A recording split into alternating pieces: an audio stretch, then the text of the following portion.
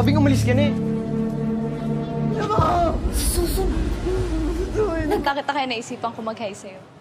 Halo semuanya, salam Pak John. Di video kali ini kita akan membahas sebuah film yang berkisah tentang seorang pria yang suka mempermainkan cewek nih guys.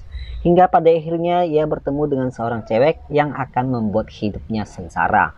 Makan tak kenyang, tidur tak sleeping. Nah sebelum kita lanjut, jangan lupa siapkan kopi, teh supaya lebih santuy guys. Buat kalian yang ingin tahu judulnya ada di deskripsi. Oke, nggak usah lama, langsung aja kita ke videonya. Ano gagawin mo dyan? Di awal film kita akan diperlihatkan sekelompok orang yang sedang nge-live di media sosial. Tepatnya mereka nge-live di sebuah klub malam.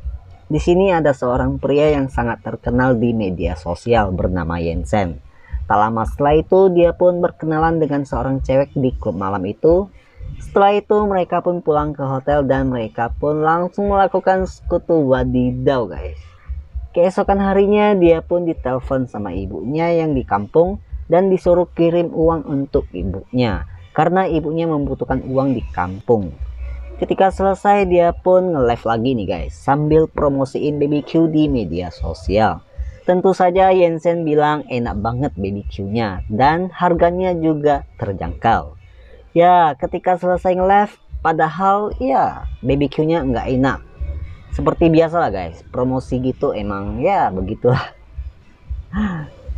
Malam harinya dia pun berkumpul sama temannya di klub malam. Kali ini dia berkenalan sama seorang cewek bernama Nina. Setelah pulang mereka pun bersekutu wadidaw di dalam mobil guys. Keesokan harinya Nina pun pulang ke rumahnya. Akan tetapi ia dimarahi sama bibinya karena ia tidak pulang semalaman. Karena tugasnya itu adalah merawat neneknya yang sedang sakit guys. Kemudian dia pun merawat neneknya dan mandiin neneknya. Akan tetapi Nina berlaku sangat kasar pada neneknya. Sehingga dia pun dimarahi sama bibinya. Saat itu juga Nina pun dicap seperti ibunya yang gila pada cowok.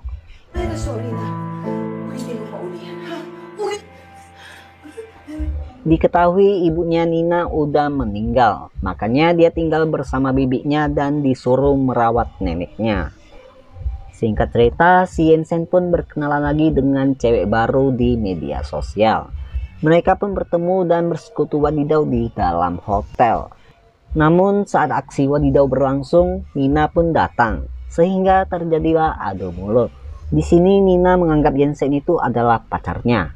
Karena mereka udah bersekutu wadidawan lah pokoknya. Tapi si Yensen tidak mau menganggap Nina sebagai pacarnya. Bagi Yensen dia tidak peduli dengan cewek yang dia kecani. Dan cewek itu hanya dianggap permainan saja. Ya bisa dibilang playboy lah guys. Tentu saja hal itu membuat Nina sakit hati. Karena Yensen sangat terkenal di media sosial. Dia pun terus mengikuti Yensen kemanapun si Yensen pergi. Bahkan si Nina pergi ke klub malam dan dia bilang kepada teman Yensen kalau dia adalah pacar Yensen. Di kita tinawagan. Friends mo. Hi guys, I'm Nina.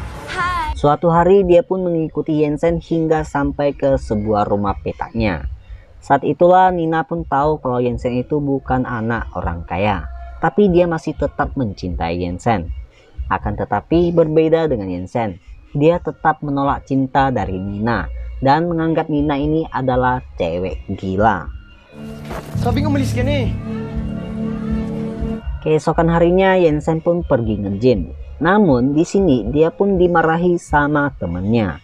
Karena selama ini Yensen berbohong kalau dia adalah anak orang kaya. Temannya beranggapan kalau Yensen hanya memanfaatkan mereka. Yaitu menumpang di hotelnya dan meminjam mobil temannya juga. Karena udah ketahuan busuknya Yensen, dia pun dijauhi sama temannya. Pada akhirnya si Yensen ini pun udah nggak bisa bergaya seolah anak orang kaya guys. Saat dia pulang ke rumah petaknya, dia pun masih diikuti oleh Nina. Nina pun terus membujuk Yensen supaya mengizinkannya dia masuk ke rumahnya. Akhirnya Yensen pun membuka pintunya dan Nina pun masuk ke rumah petaknya. Di sini Nina memberikan makanan kepadanya, terus minumannya yang udah dikasih obat tidur guys.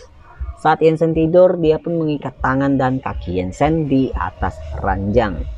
Seketika itu juga Jensen pun dipaksa wadidaw sama Nina hingga berkali-kali.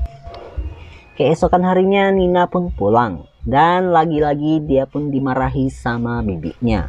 Karena terus dimarahi sama bibinya karena jarang pulang, Nina pun berniat meracuni bibinya. Untung saja hal itu diketahui oleh bibinya, sehingga Nina pun diusir sama bibinya. Beberapa hari kemudian Jensen pun pura-pura mengaku kalau sekarang dia udah sadar bahwa dia sangat mencintai Nina.